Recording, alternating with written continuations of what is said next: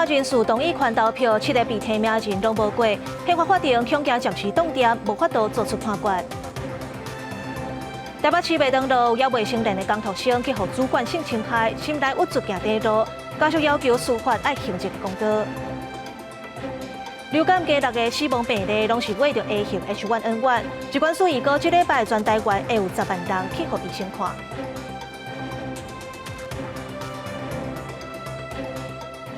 观众朋友，大家好，欢迎收看14月24日公视台记台的暗新闻，我是陈怡真。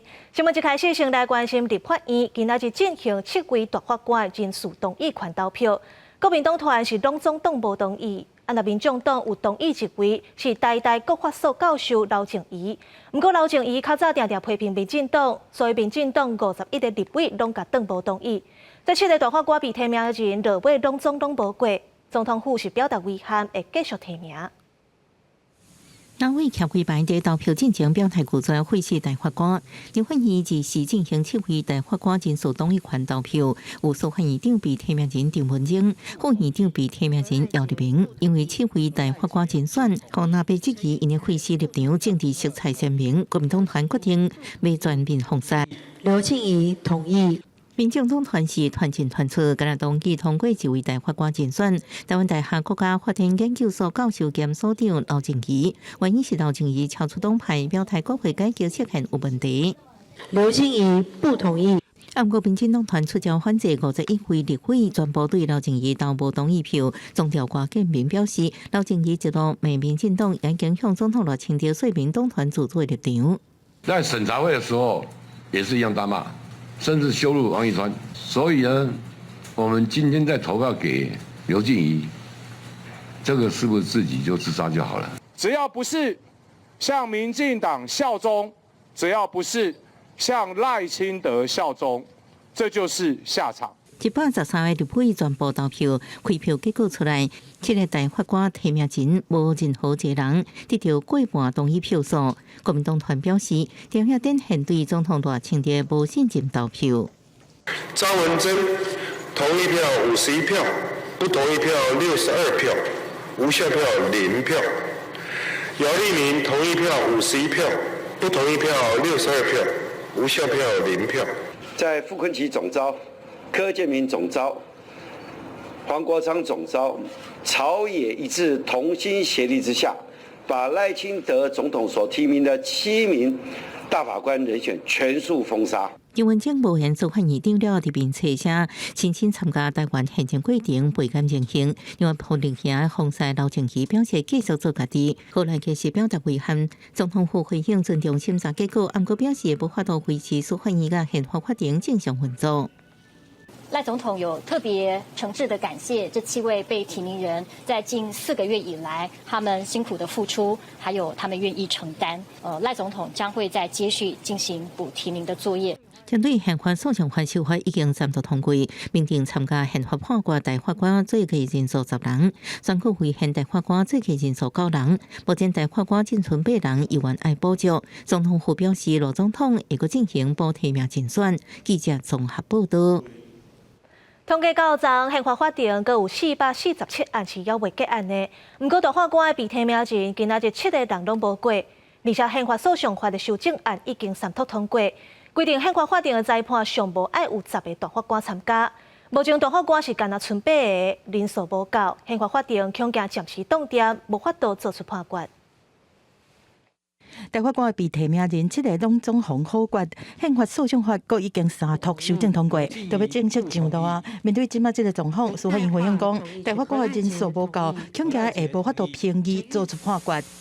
来不及补足缺额的时候，恐怕会因为大法官人数不到10个人，而无法进行评议并做成裁判。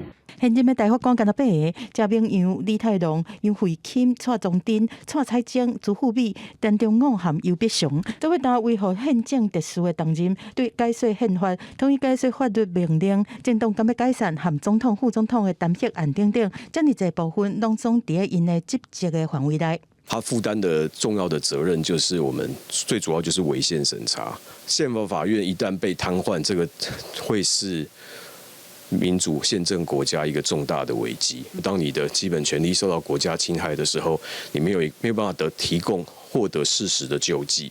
当来看一路的演变，一开始是大法官会议，敢来当审查法律规范敢唔合宪，要做的解释，包括同婚释宪和通奸的杜罪化。宪法法庭出台了后，是通过个案的救济，做出死刑有条件合宪。国会集权法案多数归宪顶裁判，即马大法官的人事调伫遐，嘛有申请人烦恼讲，相关的释宪审查嘛共款会放囥伫遐。性暴力才是就是基本的人权，很多人都已经就是去告了，然后被永不起诉，这样就是超过时效。如果这个宪法法庭迟迟没有动作的话，就会变成是我们其实没有什么退路。我们是希望他尽量不要搁太久，就是我们当然也很希望能够赶快处理，然后处理完以后就能够有很大的改变。被搁置的时间内，我们就是一直不断的补我们的证据进去。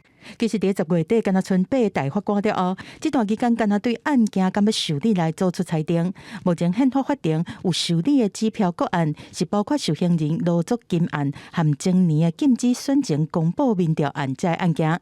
到23为止，加起来的未结件数，各有447件这么多。记者综合报道。最近天气反冷，就要注意这流感病毒开始传。顶礼拜增加6个流感死亡的病例，拢是为着 A 型流感 H1N1。疾管署预告，这礼拜全台湾会有10万人去互医生看。另外，台中有学生坐游览车去毕业旅行，不过同班有6个囡仔小月拢为着流感。天气冷，流感病毒嘛开始创秋。台中基层诊所的医师发现讲，即马拄好是国中国小毕业旅行的大月，真侪学生拢坐游览车去佚佗，但冇想到等来学校了后，有真侪人拢出现呼吸道的症头。台中市卫生局嘛证实讲，一间国小共班6个学生，因为上时出现类流感群组通报。因为毕业旅行会乘坐游览车，在游览车里面是一个密闭的空间，所以一旦有同学感染了流感病毒，应该传播的速度就会很快。疾管署讲，流感的疫情这礼拜会入来到流行期，尤其目前主流病毒株 H1N1 是势头正强。顶礼拜新增加6例流感死亡病例，拢是感染到 A 型的流感病毒 H1N1。其中上少年的死亡个案是北部45岁女性，本身有慢性病史，无注这几个流感疫苗，发病迄天就引起暗规线的风暴。虽然赶去急诊，嘛是因为急性的心肺衰竭过往。他因为这个并发肺炎的情形，而且他也有这个甲状腺风暴，那这个引发的这个心脏衰竭。不过因为他的这个病况变化的很快，所以是在这个到急诊就医的当天就不幸的过世了。疾管署提示讲，愈往年尾，每个餐会和跨年活动真多，为着病风险增加，按照这礼拜全台流感门急诊就医会来到10万人次。目前我们流感的一个疫情处于上升的一个趋势，那我们预计呢会在这一周呢就会进入流感流行期，那我们预计会在春节前后的时候会达到流感的一个高峰。另外，疾管署和中研院合作研究证实讲，65岁以上的族群若注流感疫苗，对预防重症的保护力有7.5%这么悬，全身死亡的保护力嘛有6.6%。疾管署呼吁65岁以上的老大人、幼儿和慢性病这高风险族群，应该较紧来注流感疫苗，降低感染了后发生重症和死亡的风险。记者综合报道。今年过年的连假有9日，交通部高公局预告新正初2落南的车上多，初4是上北的车上多。若初3不管是上北还是落南都会塞车，提醒乡亲就要先做拍算。另外，台铁甲高铁伫咧1月23到2月初3这段期间车帮有增加，这礼拜4都会开放买票。搁一个多月的时间就要过年了。根据行政院公布的行事历，过年连假自新历1月25开始至2月初2连假放9日。为着要加强疏运，交通部高公局预告落南方向民众以回乡团圆甲旅游为主，新正初1至初3车会上多，也若上北车上多的时间会集中伫咧初3至初5。嘛，因为连假伫咧过年的前3天就开始放，高公局预告落南车阵的分线较袂塞，是针对上北的车阵公布高乘载管制措施。是国1、国3的北向的高乘载是在初3跟初4这2天，每天的下午的1点到6点，就是最尖峰的时段。那路段的话，是国一的北向下营系统到头份，跟国三北向的关田系统到竹南。但是国五北向的部分，这次是从初2到初5，也就是1月30号到2月2号。那每天的也一样，也是下午的1点到6点之间。交通部嘛呼吁民众，若是打算伫新正初3至初5要塞车上北，建议南部的民众透早9点进前就要出门；若是中部的民众是建议中昼12点进前出门，嘛会使尽量利用第61组高速公路的代替道路，避免塞车。北上的高乘载包含初3跟初4这个是交通量比较特别的部分。那所以我们搭配的暂停收费措施的话，就是初1到初5并不是整个连假最主要我们是考虑前面的话的这个南下的部分，或者是整个国道交通状况是还不错的。高公局嘛鼓励民众通加运用大众运输，高铁和台铁拢有规划疏运措施。高铁自1月23至2月初3有加开368班列车，也那台铁是加开302班火车。民众若是要订车票，高铁是自12月2日0点开始卖，也那台铁是12月26至28，分东西路线开放给民众订票。记者刘尚如、郑俊佑台北报道。今年4月初3，花莲大地震，苏东市有一对新加坡翁仔某，若像掉伫咧沙卡档报道，到今是拢还未找到人。家属要求地检署甲法院申请，目前是已经宣告死亡啊。不过家属的心内原来无放弃，希望会当量早找到人。今年4月初3日，观光巴士伫沙卡档站落车，这是澳洲一新加坡翁某最后身影。花莲控诉03大地震，迄时阵2人疑似受困伫报道，7年到即马，家属进前由地检署协助向法院申请死亡宣告核准。本署检察官综合各项事证后，依照灾害防救法第62条规定，向法院申请死亡宣告获准。不过家属依然无放弃，希望未来能继续找找。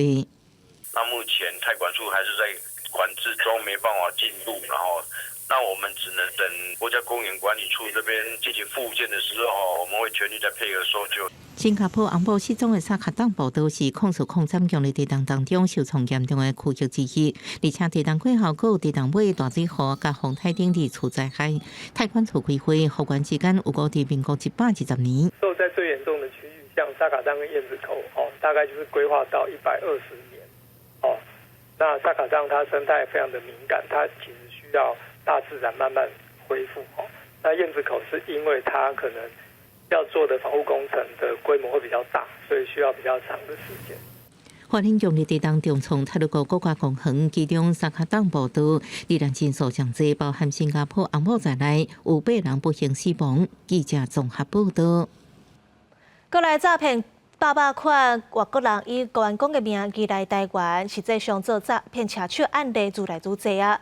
根据统计，今年1月到8月，都有761个外国人涉嫌诈骗。中华警方就抓到一个马来西亚车手，查扣24万以上罚单。中华鹿港的警方接到报案，赶去现场，因确认诈骗车手已经收被害人的现金了后，随出手抓人。好，来，不好意思，手机。马来西亚人是不是？警方装着手机甲假做理财专员的工作证，被害人予伊的24万现金也互当场查扣。警察随去被害负责人的厝内底，伊也唔知家己已经互骗。你刚是有交钱给一个男生，那个是诈骗集团的。哎。警方查出马来西亚籍姓陈嫌犯生地面册印车手的头路，再用员工的名义来台湾。19号警方抓到，伊也是园林警察12月抓到第2名马来西亚车手。根据警政署统计，今年1月到8月外籍人士犯案，敢若是诈欺就超过2成，有761个人，上侪是香港、马来西亚排第2，这几年佫有增加的趋势。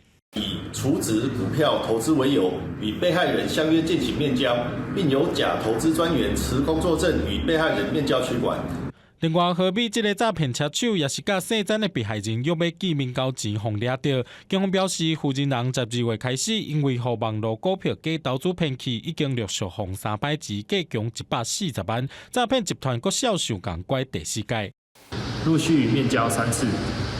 共遭诈骗新台币140万元。诈骗集团食髓知味，再次联系被害女子约定于日前加码投资新台币100万元。警方甲车手较早起洗钱防制法定罪嫌3班，也提醒民众爱设置面册指压式的投资广告，也莫乌白装投资 App 操作，较免互骗去。记者综合报道。花莲岛客山区最近发现有乌熊出现，都有人问讲是安怎这只熊唔免变当困当咧？林保署表示，其实台湾乌熊是无咧困当的，即阵乌熊当咧向海拔较低所在潜耍，提醒乡亲若看到熊，唔通去甲交照。伫花莲岛回乡有一位农友，20伫咧清水溪顶楼工作时阵，突然间发现河床顶有一只大只乌熊伫咧找食，伊赶紧摕手机甲录起来，通报林保署花莲分署。目前的位置是在清水产业道路要往脑寮的路线。看到台湾黑熊在西闯，也是蛮大只的。因为真侪人拢认为乌熊会冬眠，这个时阵熊出来，是毋是代表山区菜地发生什么情形？不过林保署讲，台湾的天气无亲像西伯利亚或者是俄罗斯东部这么冷，所以当天伫山区看到台湾乌熊真正常。台湾黑熊在台湾事实上是没有明显的冬眠的行为。在温度比较低的时候，它有时候会局限在相对比较小的区域活动。往年的经验显示，它经常会在中海拔、青冈栎植物比较多的地方，在那边活动。林保署讲，台湾乌熊当天会刷到中低海拔的区域，民众若是拄到，爱保持冷静，避免过度干扰。若是发现熊正挖滚自路，甚至是走去公寮内底，为了要避免发生人甲熊的冲突，爱赶紧通报林保署花莲分署。记者综合报道。台北市平顶里伫阳明山国家公园的山脚，若天气有较寒，也是咧落雨，这山顶的水牛就会走来山脚，造成农作物损害。管理处表示，目前有加强保护措施，嘛希望甲水牛找到新厝。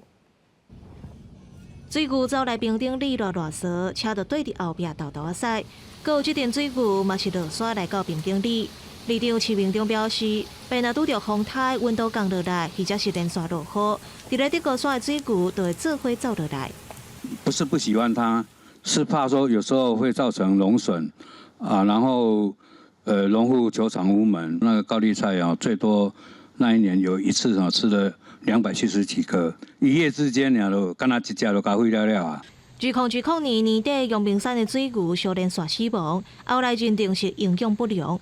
若平顶里就伫咧阳明山国家公园的山脚，不三时就会看到牛热踅。唔若算当农作物，里长嘛烦恼人会去弄着。冬季的时候，我们就尽量能够做到它在山上的一个营养来源的充足，还有它保暖的部分，我们都能够尽量做好。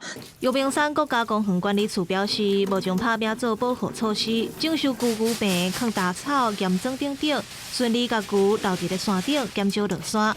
若针对牛相关的问题，嘛会继续监控牛出事，甲牛港绑起来。目前嘛会补助农民为电网啊。电木围网，希望能够让牛不要再干扰，就是补助农民，平等里的农民可以围起来，然后让牛不要再就是进到这个农园。管理处强调，阳明山的环境无适合野生的水牛，为着动物的福利，当咧联络跳伞单位、实验单位或者是水牛安养中心，希望替这寡水牛找到新厝。若伫这进程会先控制族群的数量，减少干扰为主。记者林静梅配合组台北报道。明仔载就是耶诞节啊！耶诞老人目前是已经为芬兰出发，去到巴西甲非洲国家分礼米甲食米，互弱势囡仔。圣诞老人准备要出发啦！真侪人到山共甲大包小包的礼物搬去哩洗车，佮甲鲁道夫这几只驯鹿牵出来，大家祝福欢送，要甲快乐甲平安送到全世界。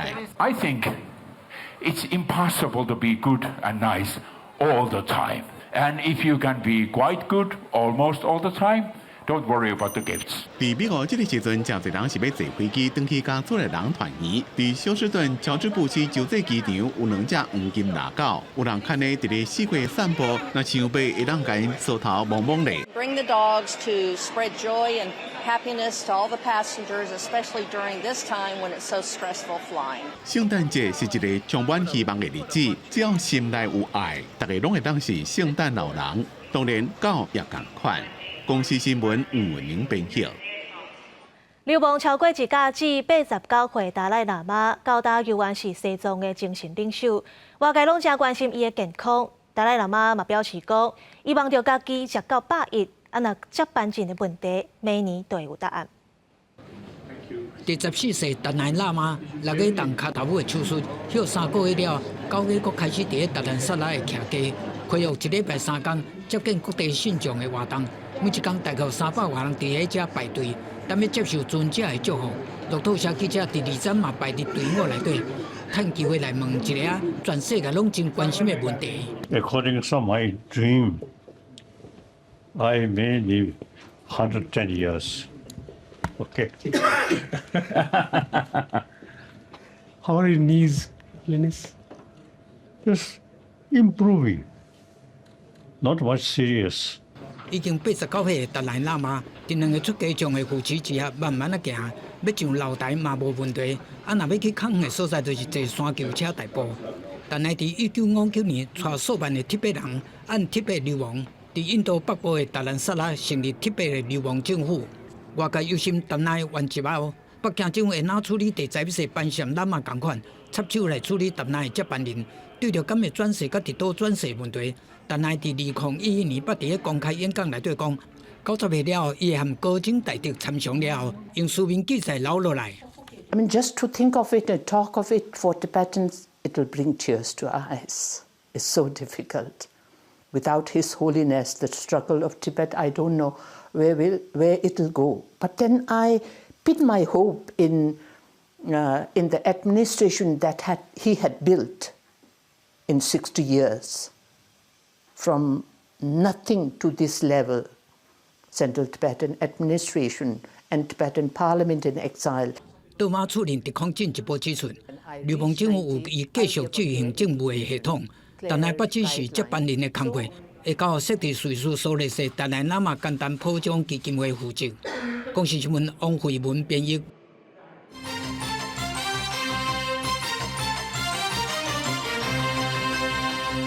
美国国会最近通过国防授权法案，有一条针对中国无人机的部分，未来若发现中国制造公司对美国国家安全造成威胁，就会禁止因伫美国卖无人机。不过论证来讲，美国农民野肥咧用的无人机，大部分都是中国制，那假是防禁止，对农民是有正大影响。农民将一段桶的肥料倒入去无人机内底，佮用遥控器操作起飞，肥料倒也伫一大片的农田内底。因为美国生产的无人机大部分是商业用途，所以农业用的无人机差不多拢是中国制造。除了川普要上阵，表示要对中国采取强硬关税手段以外，有愈来愈侪美国人较介意中国制无人机，互美国政界烦恼中国无人机可能会造成间谍甲商业威胁。最近，美国国会通过国防授权法案当中，都包含一项条款，若审查发现大疆创新甲道通智能这两间中国的无人机制造公司有对美国国家安全造成不可接受的风险，对禁止因伫美国卖新型的无人机。Chinese manufactured drones are a real and present threat to the security of this country. We ought to stop using them. Use American drones instead. 非营利组织国际无人系统组织跳出来反对这项禁令，表示应该投资美国无人机制造业，和美国竞争力赶住中国制造的无人机。另外，这法案的通过，也让农民心情是真复杂，因为一台也未用的无人机的价销是35000美金，差不多代表114万；传统的地面也未的机器价销是爱15万美金，差不多代表820万。If they're going to make a law that affects farming, they better think at the end of the day that they might be crippling our farm economy. 美国无人机制造商讲，这禁令只限制美国，中国的无人机也是卖到世界各地其他所在。不过，中美贸易关系恶化，可能损害靠中国供应零件美国无人机公司。中国驻美大使馆是表示，反对美国将贸易政治化。公司新闻新竹被编译。无人机是现代战争正重要的战略。中科院今仔日公开无人机8项模拟系统的研发成果，其中无人机 AI 情报中心上界引起关注。针对咱甲美国买 MQ-9B 无人机，敢会当用来整合相关的情报，中科院表示，咱已经做好准备。有无正常的进行起飞的动作， VR 显示器对模拟操作无人机，无人机是现代战争标配，也是国军重要部队前战力。中科院导致相关研发之是公开无人机飞行模拟器系统、机动型无人机飞行模拟器等8项模拟系统研发成果。我们可以从共同图筛上看到，目前有3架无人机。无人机 AI 精筑中心是一个大亮点，导入 AI 科技，有各型无人机及时影像战情看板，会马上分析，辨识串流影像。那我们可以看到，目前我们模拟器的画面以及我们现在系统的画面其实是同步做显示，并且加上 AI， 我们可以针对现在的目标物进行目标物的标框以及锁定。动态电视模拟雷恩无人机注意中共空空机飞弹顺风南的动态，真正结合战场态势，强化共同作战路上外界好奇。国军向美国买 MQ-9B 无人机，未来是不是能整合国军无人机体系？军方提出需求，我们都会结合人才，刚我提到核心技术以及产业的能量呢，共同来协助国军做好相关的系统的整合工作。针对国产的军用无人机进度，业界反表示天云2型、瑞鹰2型、红桥3型无人机拢用完成测评军用电视，后续按照国防部需求进行量产部署。大兵在台版经阿岛顺飞弹无人机也到最后测试阶段。巡飞弹1型的无人机的发展哈，那目前都在这个海军营下达了订单哈，那我们在做相关的最后的测试验证的工作。国军这几年强化城镇战训练，中科院也打造城镇战斗场景系统，和官兵伫 VR 装置结合，以及战场导入 AI 技术，提供大兵小部队导入 VR 进行战斗，提高训练的品质。记者综合报道。电竞运动愈来愈受欢迎，真侪国家拢注重培养选手，亲像韩国的选手，若准伫咧国际比赛摕金牌，都毋免做兵。翻头看台湾，煞是人才保袂牢。体育署就打算要推出培养计划，透过国际赛成绩带动产业发展。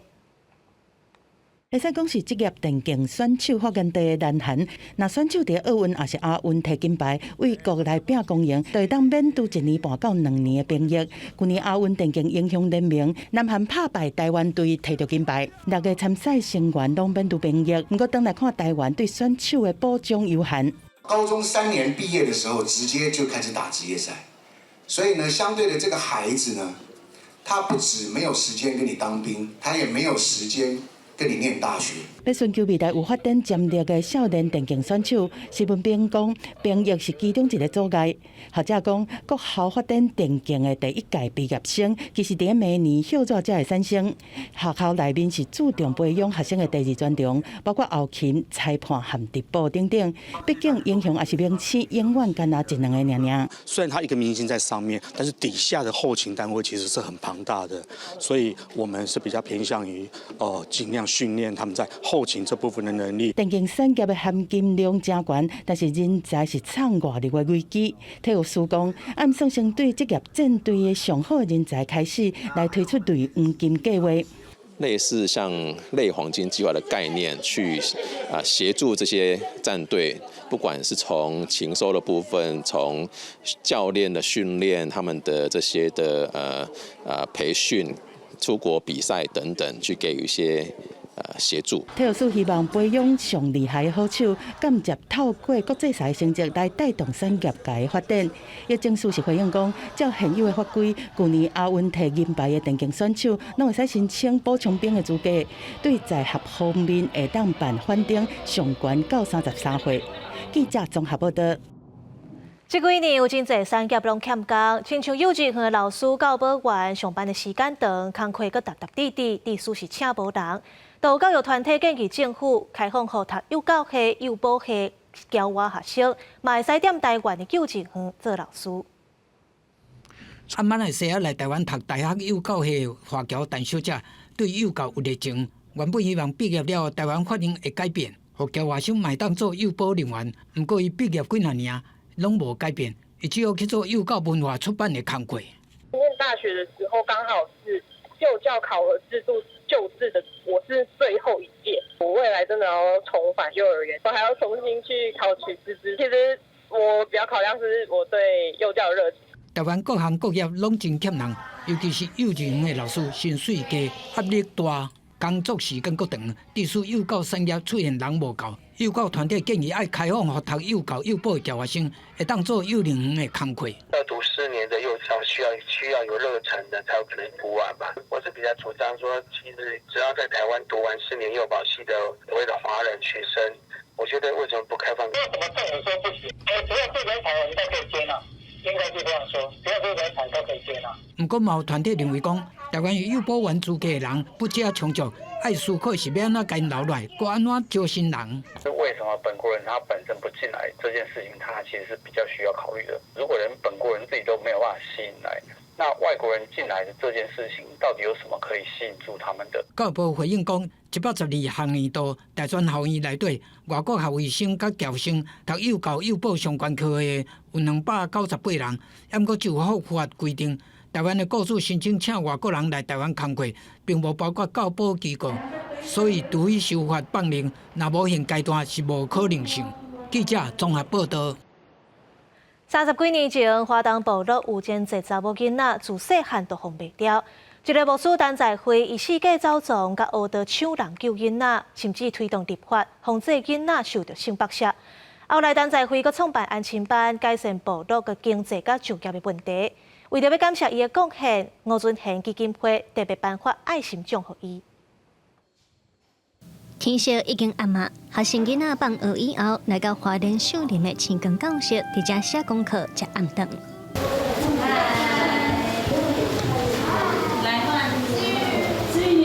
青光教室的主任讲，这款伫都市店看到的课后安亲班，伫咧偏乡是真罕见。有青光教室伫咧，一个家长通好好做功课，免惊囡仔放学以后无人照顾，交着歹朋友。但是今年花莲大地震过，游客大量减少，嘛影响到侪家庭的经济来源。尤其是在秀林，然后在太鲁阁，很多的一些观光产业都陆续的关门，那就真的是非常的遗憾跟不舍，就是太多的年轻的爸爸妈妈，他们就可能就没有像以往很稳定的工作。创办青光教室的陈在辉牧师今年要70岁，30年前在华东地区注心解决幼稚甲人口买卖的问题，甚至进一步推动立法，防止囡仔受性剥削。嘛，因为关心偏乡的囡仔，陈在辉在2011年成立 Growth 专精关怀协会，甲10外的青光教室，但是9年来的劳苦，嘛，互伊破病着肝癌。所以我甲上帝讲，我都做完啦吼。2012年结束，如果没有成功，我把去拍进去天堂啊，足欢喜的。但是我拍过无去天堂，我看到医生甲护士，我想安尼，我还搁伫遮。所以2012年开始的新的做法，我有新的反省啦。陈在辉认为，毋但囡仔的成长环境爱顾，部落的产业嘛，着发展起来，安尼家庭才会稳定。陈在辉招农民做伙，甲河工有其稳定的名声拼起来，嘛协助侪农民行销，招社区企业做伙加入，带动经济循环。陈在辉30年来付出，嘛得到吴尊贤爱心奖、社会服务奖的肯定。关心我们的小朋友，又关心到我们农民了，就是我，他真的是很有心的。因为咱互受过，咱互听过，所以咱该会晓受囡仔嘛。所以我毋望一样代志，咱受这个囡仔，互这个囡仔开始，伊后摆大嘛，让听伊家己人，这是咱的目的。我讲永续的爱就是这样。陈在辉讲，这几年来，伊得到真济帮助，伊真感恩，嘛认为这社会服务的事工要继续做落去，促进愈侪人斗阵来帮助偏乡甲弱势地区，互因的经济通好起来，互各地青光教室拢通毕业。记者卢长竹、郑俊友华联报道。为着要好家己大是大人，伫寒人嘛会当感受到温暖。华山基金会和新竹的企业合作，传1000领外套要送给老大人，互因过年嘛会当穿新衫。摕到全新的外套，时大连伊甲新衫穿起来，大家毋但感觉身躯变小热，心肝内嘛感受到温暖。欢喜，足寒的迄冷啊！这冷感啊嘛。那现在有这一件，我就常常穿这一件了，就很暖了。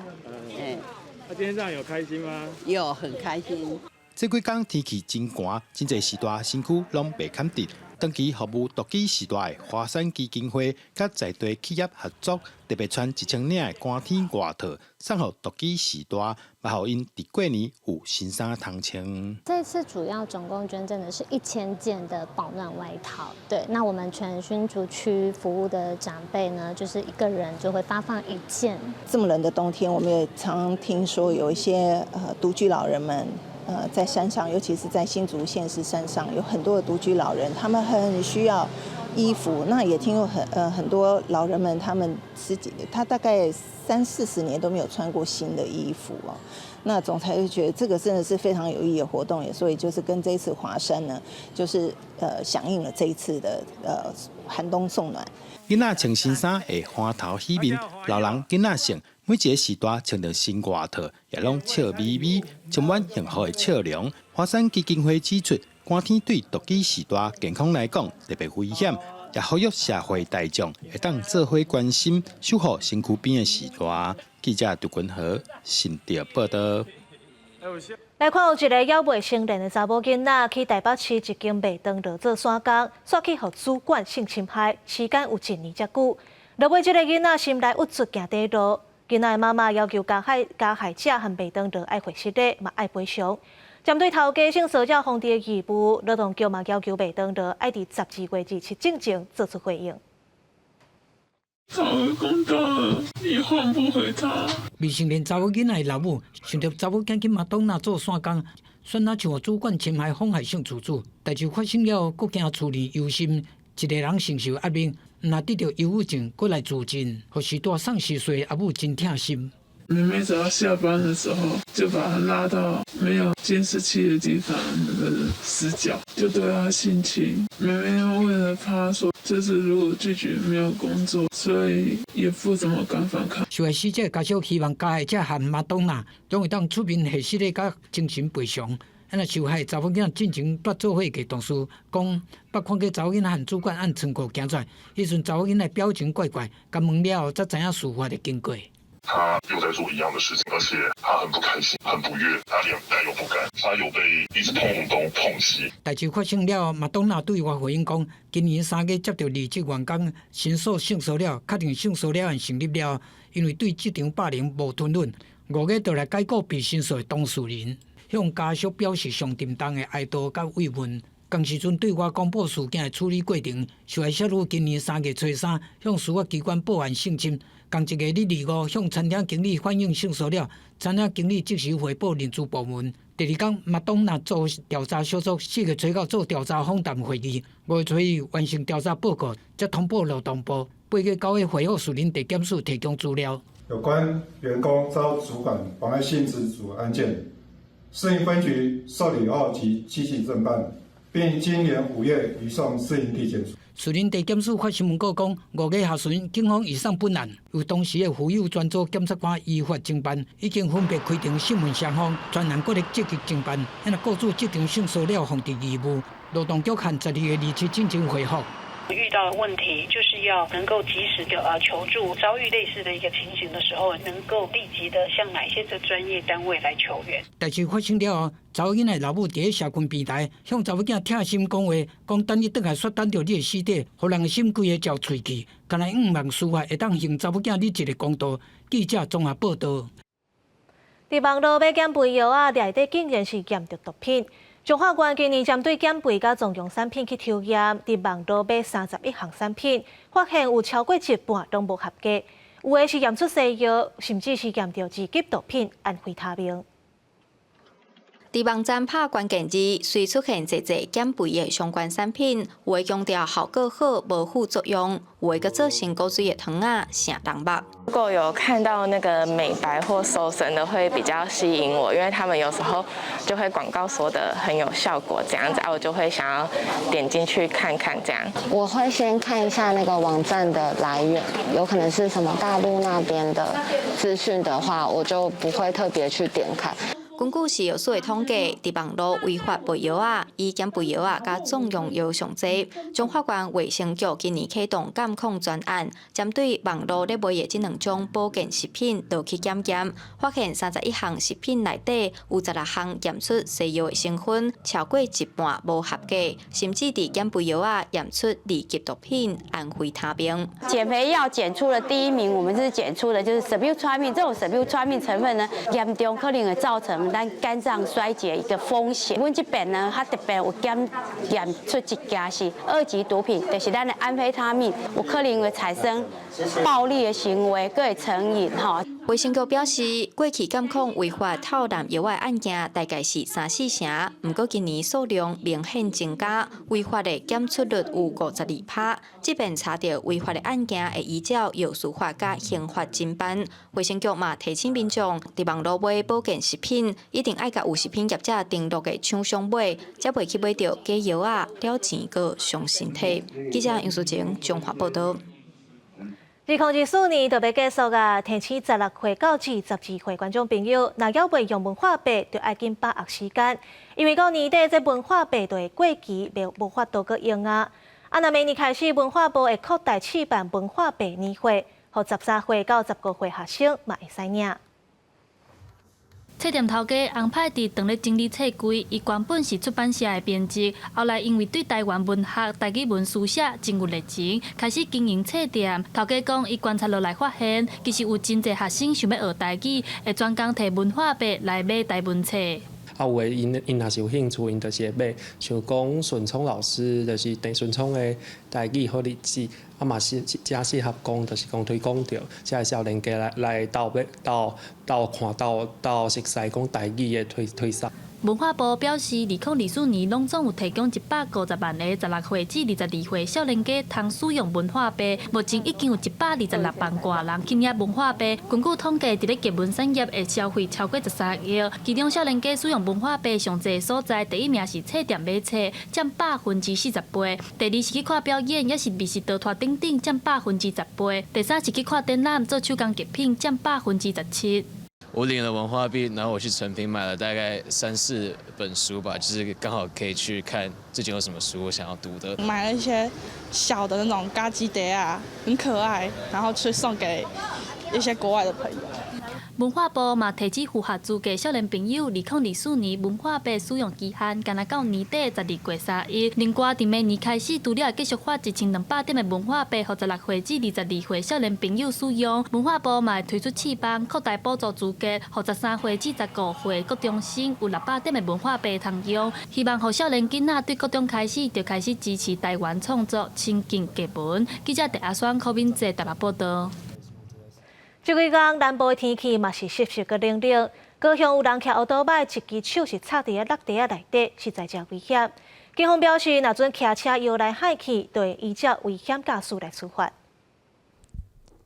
女骑士倒手囥伫咧落地啊，敢若用正手来骑车，看到红灯嘛撞过。看到的民众发现，女骑士一路对高雄的蛟城骑到莲雅区，将近3.3公里的路头拢是用高手骑车。不会。为什么？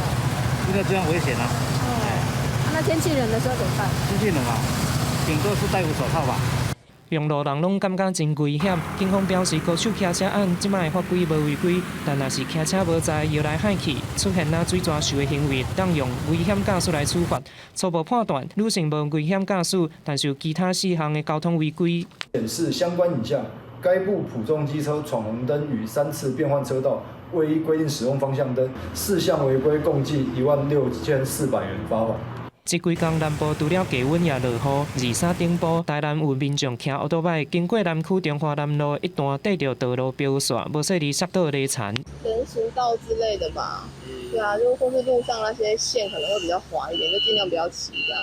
第一个就是轮胎的胎纹不够深，再来就是刹车的部分的话，可能去压到前面，或是大致上都是压到前面，导致它的反应速度快，然后导致轮胎就打滑了。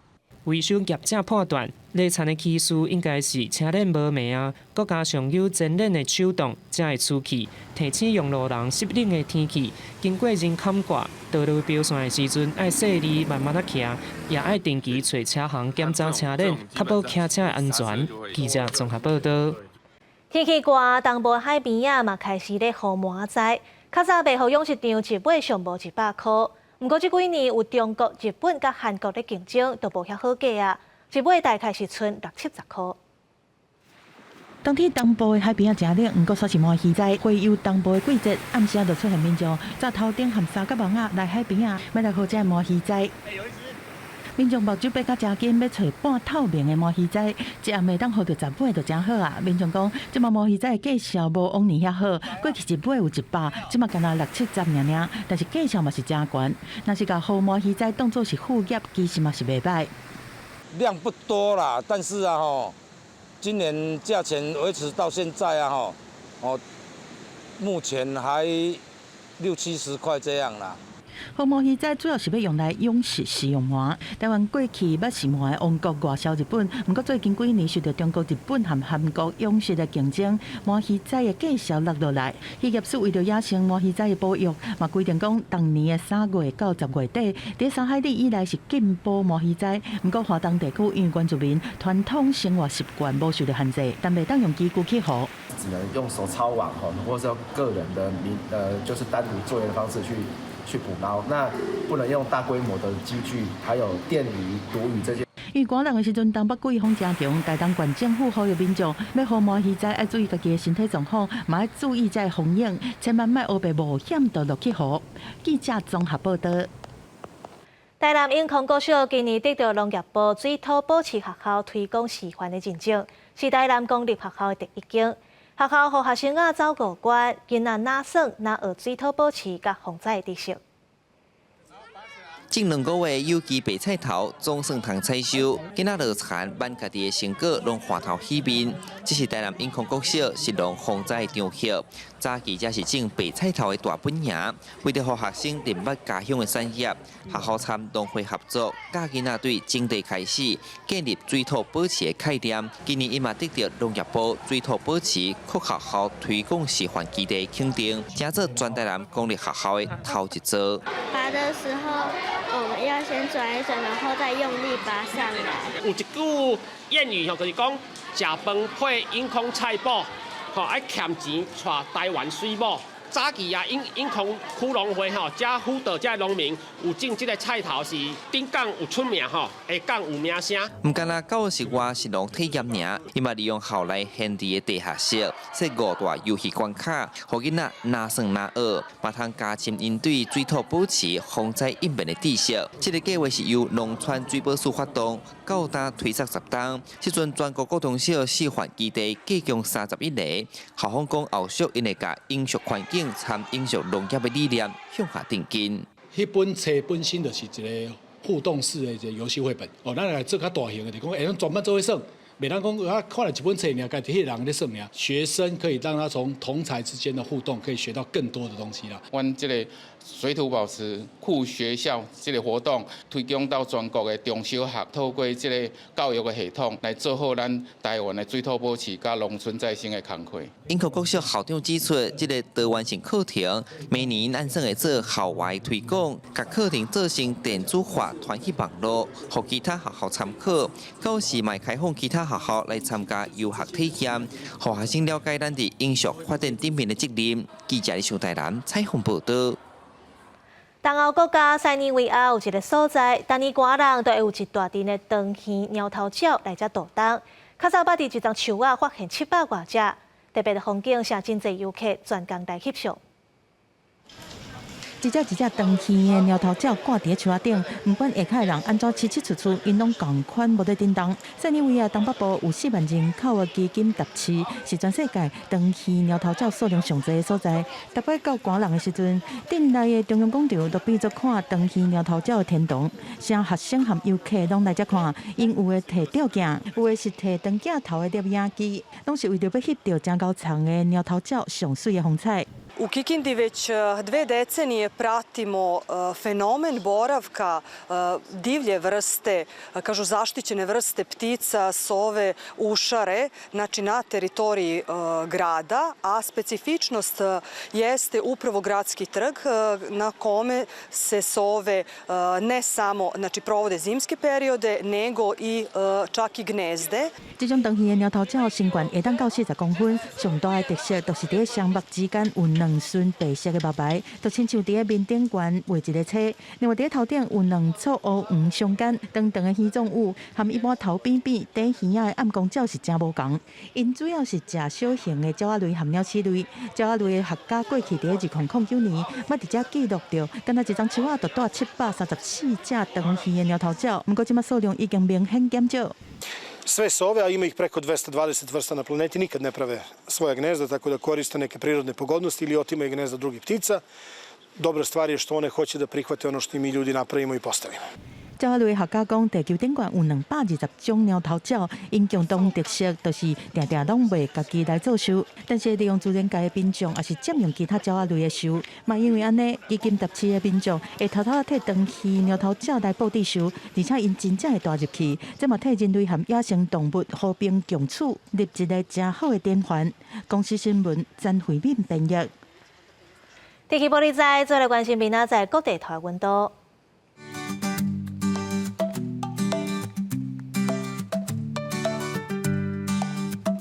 北部地区16度到23度，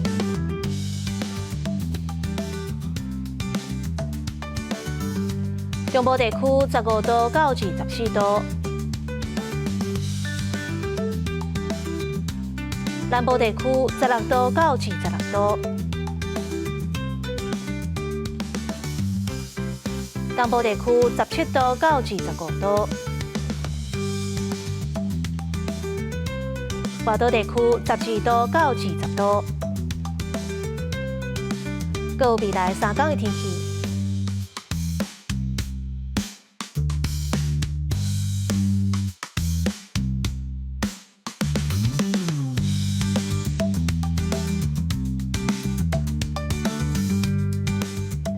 感谢你收看今仔日的 AM 新闻，我是陈怡珍，明仔载同一个时间咱再会。